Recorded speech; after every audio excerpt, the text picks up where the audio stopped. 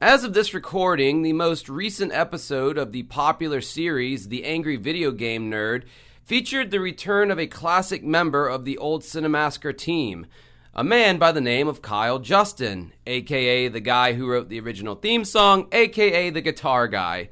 I think it's always a treat for longtime fans to see these classic figures in Cinemassacre history come back to reprise their various roles from the past, but this time around, something felt off, and not horrific post-production effects off, I mean like mentally off. The episode opens up with James Rolfe phoning in yet another episode of modern-day AVGN with fake outrage and overacting. Come on! Come on! Ah! Oh, I won. This time around, he's complaining about the NES game Bubble Bobble, which he calls one of his shoebox games, since it was one of the few games James had growing up that he kept in a shoebox. Then, as per usual, James ruins the flow of the episode with an ad read for Factor Meals. The income from these brand deals have become the main motivation for James Rolfe to continue to run this character into the ground. James spurgs out over all the various iterations of this game, much like he did in the chronologically confused episodes of the past. As James plays through the game, he discovers that you can't truly beat Bubble Bobble unless you do it with 2 players. This is when shit gets odd. Kyle Justin materializes after James goes behind the couch, finds Kyle's guitar, and strums it. It's at this point we see Kyle on camera playing a character for the first time since the Ikari Warriors episode in 2013. Kyle had been seen in a behind-the-scenes video in 2017, but he wasn't playing any kind of character, he was just helping to construct the nerd set. So one would think this must be a pretty cool little throwback for the fans. A series about nostalgia conjuring up more nostalgia, like some kind of nostalgia inception. But even before Kyle starts to talk, the dude just looks out of it. When he started to speak, I really knew something was off. Oh, please don't tell me you're still playing those shitty games. Yeah. I was hoping things would get better as the episode went on, but sadly they kind of got worse. Been out traveling, I saw all kinds of things. Besides looking at the back of a goddamn couch. Oh, yeah? In Indonesia, they have coffee made from animal feces. It means fuck off, you Nintendo dork. Every time I try to help you play these games, it's a disaster. Wow. What? The music finally changed. Yeah. Oh, story of my life. I'm failing you again. Don't say that. Let's power through. All that fucking worked for nothing. That was the closest I've ever been to helping you beat a game. I don't think I could take it anymore. Oh, come on now. We could do this. Dude, like, what happened to this guy? The change becomes even more apparent when you look back at his previous appearances on The Nerd. Hell with this shit! Hell with this fucking shit! Hell with this banana buffalo wearing bastard bullshit! Yeah, now you're talking, alright. Yeah, I know what you could do with that game too. Uh-huh. Yeah, you take the game and you take your ass cheeks as well and you just open them up really wide, grease up the game and just take and you shove it up your ass. I'm not helping you.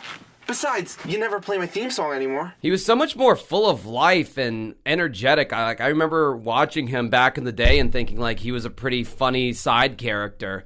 Now, I've heard about a million unsubstantiated theories online that Kyle Justin suffered some kind of a stroke, but I've yet to see any definitive proof on that, so I honestly have no idea why he's acting as though he's been lobotomized. His acting is so awkward, it makes James Rolfe look brilliant by comparison, and he pretty much has to hold Kyle's hand throughout the entire episode. Aside from the lifeless acting, there were, of course, plenty of throwback references to the old AVGN episodes that Kyle was in, like the whole him being a skeleton thing. Oh, no. Don't leave me. Don't leave me. He plays the Nintendo Power song again like he did in the Nintendo Power episode. I know what you need. Get the power, Nintendo Power. Get the clues that you can use, Nintendo Power. Higher and higher, fighting your way through enemy fire. He quite lifelessly plays the AVGN theme at the end, which was more of a sad reminder of how old we're all getting than anything else. It's gonna take you back to the past to play some shitty games that suck ass. He'd rather have a buffalo take a diarrhea dump in his ear. He'd rather eat the rotten asshole of a roadkill skunk and down it with beer. He's the angriest gamer you've ever heard. He's the angry Nintendo nerd. He does the bit where he pretends to improv lyrics pertaining to the game, but it just comes across as flat and overly rehearsed. I got trouble with my bubbles. Gotta pop 'em on the double. Some float up and some go under. Eating yogurt, drug of thunder. Looking for that crystal ball. Little dinos slipping around. And probably the only funny throwback was to the Akari Warriors episode where he actually improv'd the Where Did the Hair Go song. You know, this one. Where did the hair go? Ooh, where did the hair go? Where did the hair go? Where did the hair go? Well, this is him doing it in 2026. Where did their hair go?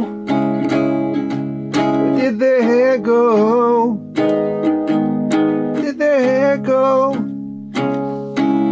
Did their hair go? Here. I think this might be only the second time that James ever mentions his bald head.